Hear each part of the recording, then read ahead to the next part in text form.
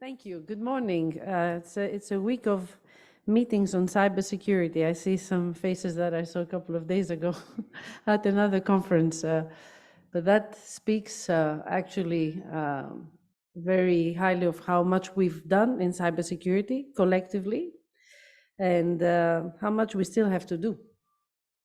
And I mentioned at the conference where you were all at, I think, earlier this week, that when my Vice President Skinas, was asked recently at an interview, what will be the big stake for Europe in the next 5 years, his reply was security. And I think the situation around Europe shows us that. We are in an unprecedented situation. We've come back out of a pandemic, which challenged us security-wise, as we all know. And we currently have 2 wars happening in our borders, in which we have a big role to play as Europe, and where cybersecurity is also very pertinent for different reasons, but it is there as well. So I'm very thankful for this invitation. Thank you very much for having me, and thank you for your opening remarks. I've seen your program. You will have a lot of my colleagues, so they will tell you more about the details of what we do. What I think I should be doing here today, as someone who has coordinated the Security Union work for the last 5 years and hoping to continue, you're right, I've been in the Commission 20 years. I received a medal for my service last week, so I was very proud.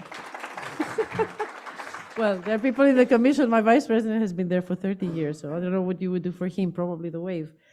But thank you for your applaud. But indeed, in these, from these 20 years, I've spent almost half in the area of cybersecurity, and I've seen it grow. And I've seen it grow because it was necessary.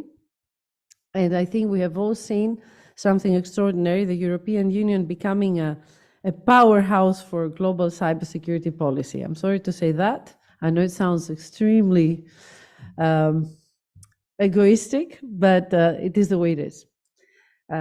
And the reason is very simple. It is the way we know how to do things in Europe. The European Common Market is a market based on harmonization, on common standards, and cybersecurity started as a digital policy based on harmonization and common market. In fact, this is the main reason why cybersecurity has advanced much faster than other security areas in terms of policy making. That is actually quite an interesting situation in Europe. Yesterday, I was talking with my colleagues in our law enforcement agency, Europol, because as you know, we have enormous issues in the area of organized crime and drugs, and there were recent reports that were published showing that drugs trafficking has grown exponentially in Europe, organized crime the same. And we're trying to figure out what we can do. And it's hard to find a legal base for common action. In cybersecurity, the common market, the internal market, gave us the opportunity to advance much more. And we have this very different situation in cybersecurity where the ecosystem is fully harmonized for the 27, whereas in the area of security, in terms of internal security, it's not the same. So we have now come full circle.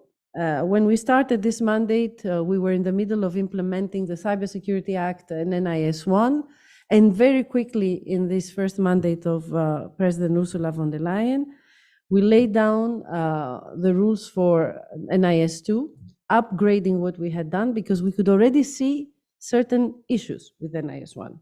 The issues were that it was not really a full harmonization piece of law, leading to a situation by which certain operators were covered in one member state but not in another, so that had to be fixed. Then reality showed us that what we considered as critical infrastructure, transport, energy, banks, healthcare, was no longer the only critical infrastructure for our society and our economy. So we decided to not only harmonize in terms of who should be covered, but also to extend the scope to other areas. And we decided that these areas should include public administration. That was a very big bet. Interestingly, this was one of the hardest parts of the negotiation of NIS 2. And then we decided to take the approach we took in the GDPR to couple the action and the requirements with sanctions in case of non-compliance. And this was a first in cybersecurity. Now, I know this was hard for the operators, But this was also the way to ensure a level playing field in cybersecurity, so that those that ensure compliance do not have to compete with those that do not take the cost, if you like, of compliance, and that they're incur costs for everyone, because when one company is hit, many are. This is the way it works in the European Union because we have a common market. So this is what we did in the area of critical infrastructure, because we were pioneers in that.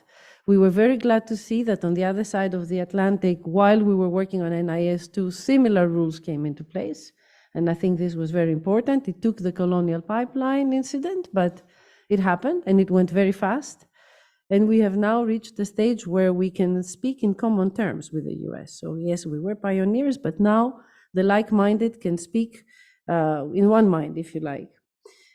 Now, coming back to how we started, I was talking about the implementation of the Cybersecurity Act, which covered the European Agency for Cybersecurity and the certification system for the EU. And we felt that there was a gap, as you know, a gap when it came to products and services. And a gap which was very evident in the EU, because the EU is based on the harmonization of norms for every product that enters this market. And there was the gap when it came to connected products. And this is what we tried to do with the Cyber Resilience Act, which is the first ever, dare I say globally, comprehensive piece of product security legislation, which governs security by design for every product that enters the European market, and why not the rest of the world. The Cyber Resilience Act includes specific requirements for all products, and it, for the first time, also provides for vulnerability handling processes, reporting of actively exploited vulnerabilities, and cybersecurity incidents. So for the first time, we have transparency in security. Now, when it comes to the product circulation in the market, that's normal in the EU. We have transparency. Every week, we publish for product safety something that is called the Safe Gateway for product safety. And it shows everyone, the whole world, the citizens as well, not just the governments and the manufacturers, what products have been withdrawn from the European market. Now, why should we do that for anything from medical devices to pens? Sometimes even pens get withdrawn because the inks are not compliant, but not for connected products. So this is something that we are trying to fix, and that will also ensure more credibility for the market, better understanding, because there are also transparency information requirements for the consumers, and more reliance on the market. You want a digital single market to work, you want people to trust connected products, and we believe the Cyber Resilience Act will do that. Now, for this work on prevention and resilience of products to be effective, we can't do it alone as European Commission or as Europe. That's why we have been building closer partnership with our like-minded partners, like I mentioned. And I'm very happy to see that yesterday, actually, we announced it formally. We signed already in January the first EU-US joint cyber-safe products action plan. This is a fantastic development. You know that we have always suffered, the people who work in security in the EU and who work with the US at the same time, we suffer from the fact that there is no memorandum of understanding on security, for obvious reasons. These are very difficult agreements to reach. So this is a first, very, very solid and very specific piece of work. The goal of the action plan is to achieve mutual recognition between our respective frameworks, namely the Cyber Resilience Act and the US Cyber Trust Mark labeling scheme, which is under development. So we are working in parallel on the implementation of two different schemes, legislation in the EU, the Trust Mark in the US, hoping that we will reach global standards. And this is where certification will be very relevant, because this is where we will achieve common standards. Our certification legislation allows for that. It was designed for that. So that will play a big role. And in effect, ENISA will play a big role there. Do you have anyone from ENISA in today's conference? Okay, so my colleagues will speak about their role without problem. But they will have a very big role to play there when it comes to certification in the Cyber Resilience Act. The idea is to create the world's biggest market for trusted connected devices by avoiding fragmentation between markets, fostering alignment between our respective approaches, and facilitating compliance. This will reduce the burden for EU and US businesses. Many of you are in the room because you operate globally, and that includes also small and medium-sized enterprises, which have an important role to play in this field.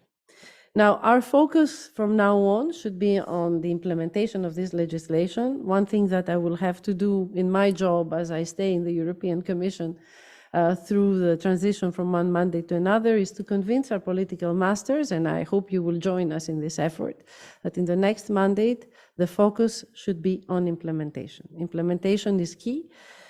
We can come up with many new rules in cybersecurity. My colleagues are very capable at doing that. But we can't do that before we implement what we have right now. The Cyber Resilience Act is expected to enter into force in the course of 2024 with a transition period of 3 years for the application of its essential requirements. And for the Cyber Solidarity Act that was just agreed a week ago, the regulation will be fully applicable shortly after its full adoption in a few weeks. So that's because it's a regulation, it will be a little bit faster.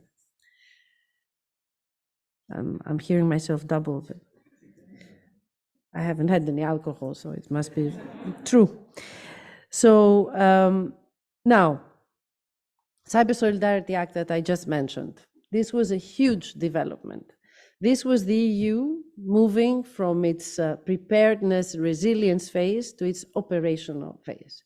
For the first time, we dared to utter the words cyber defense. Defense used to be an area that we wouldn't touch.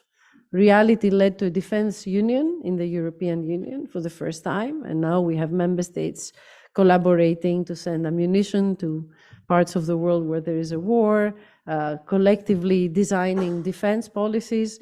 So it would have been actually a miss not to use, because the defense world has always been the base for cybersecurity, also across the Atlantic. It would have been a missed opportunity not to take the chance of meeting cybersecurity with defense. So the Cyber Solidarity Act was the first time that we put operational rules in cybersecurity in the EU. And one of the rules and one of the tools we have put in place that concerns a lot of you in this room is the EU Cyber Reserve. Again, this is a first, especially for the EU. Perhaps there we are not the first globally, where you put the public and the private sector in par, at parallel roles and at equal terms. We have seen several examples recently of very large-scale cyber attacks that target critical infrastructure in member states. The latest was the ransomware attacks on over at least 100 healthcare institutions in Romania last month.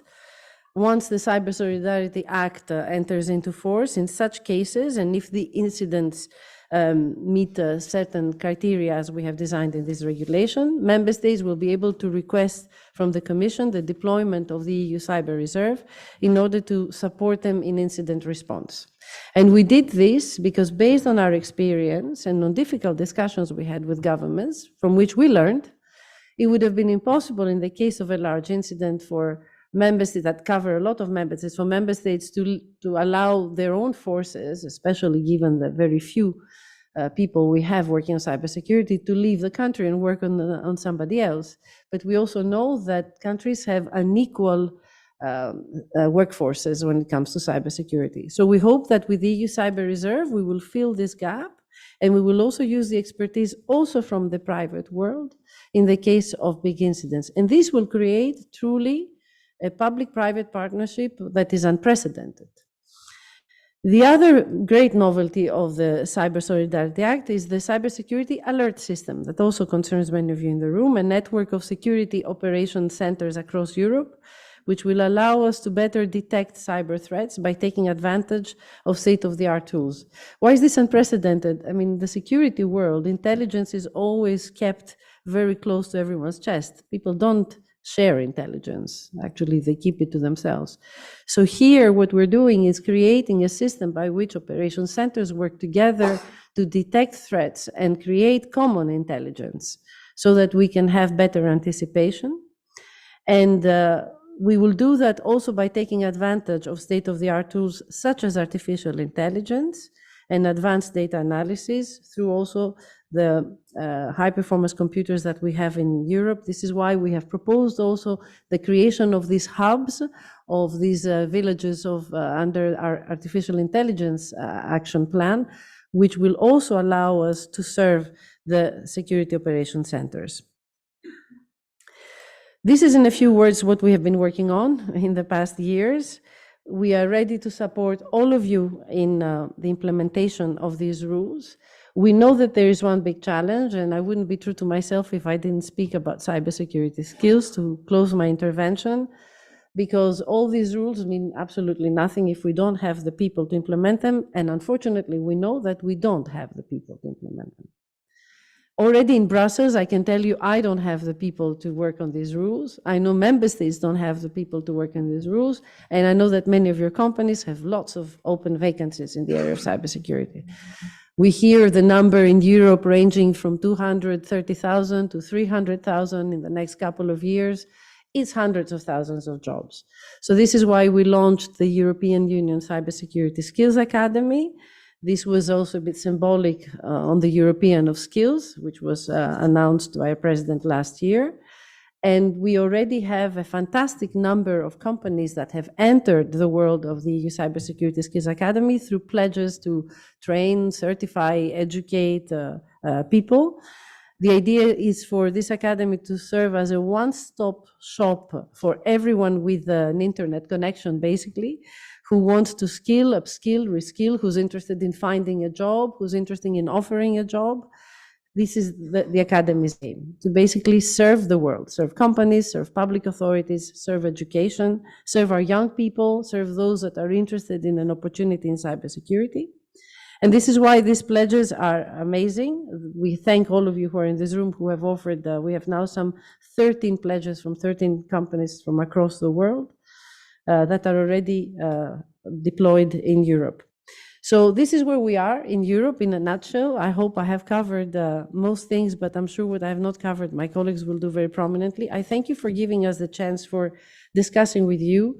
I'm sorry if we repeat ourselves sometimes, but this is also to reassure the community that we hear you, we listen to your concerns, and we are here to implement everything together. Thank you.